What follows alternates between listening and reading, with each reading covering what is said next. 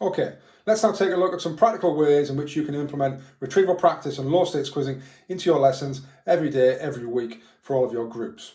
Okay, so the first one is to look at either a starter or a plenary. And if I take this in reverse order, really, I'll tell you why in a second. Let's look at the plenary first.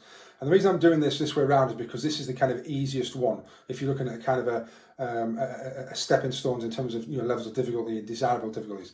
So the plenary, you can quite easily do a quiz, a lesson summary quiz. So things that I've actually taught you today, let's have a little 5-10 question quiz on things that have been in the lesson today. And the reason that's the easiest is because students have literally just learned it. So it's really fresh in their memory.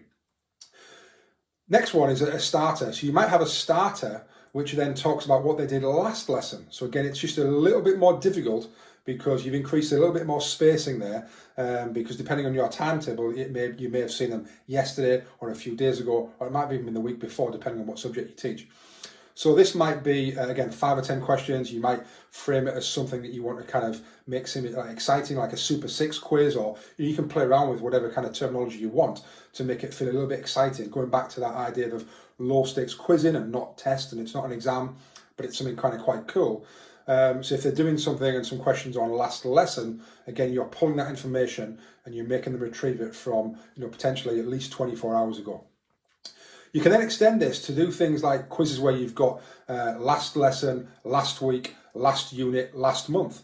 And you can start to have maybe 2 questions from each one of those periods. So you're starting to add that more desirable difficulty because you're increasing the spacing, because the last lesson ones or the last week ones should be fairly easy. But then you're starting to get to the last unit or last month, and you're starting to go a lot further back in that student's memory. So again, increasing the levels of desirable difficulty. But if we're regularly doing that, and we're regularly getting students to really recall and retrieve that information from, again, the unit before, the month before, then that's always going to, it's going to be kind of really, strengthening their memory, so that actually, regularly across that year, we're doing that fetch and carry, meaning that information starts to become automatic. Again, think about what we talk about, our own phone number. The amount of times we're doing it means that we can increase that spacing all the time until it becomes automatic, even years down the line. So they're all kind of ways you can do quizzes. The other one I really like is what I call a brain dump. And a brain dump is where you just ask students to have a blank piece of paper, either in their book or a blank piece of A4 paper, and just write down everything that they know on a certain topic or a certain subject.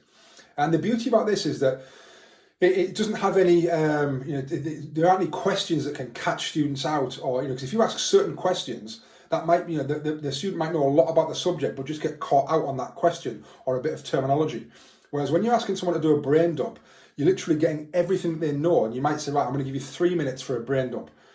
You're also not really telling them how you want to do it. So some people might do a spider diagram, some people might do a sketch note, some people might do bullet points, other people might write a paragraph. It really gives them the opportunity and the license to do it however they want to do it, which means you're not kind of limiting them because of a certain style. They might like to kind of, or the way they might be thinking about things might be different to the person next to them. That's fine. All I want is getting everything on the paper, because again, it doesn't matter what the paper looks like, it doesn't matter really what's on there. Again, we need to remember that the act of them actually doing this, irrespective of what it looks like, is the learning itself, not what's on a bit of paper. It's not getting handed in, it's not getting judged, it's the act of doing that makes this different. And again, you can do that at any point in the lesson, and it's great for students to do that, as a self kind of study tool as well at home. So some dead easy ways to do that, to make sure that's kind of happening regular and often in your lessons.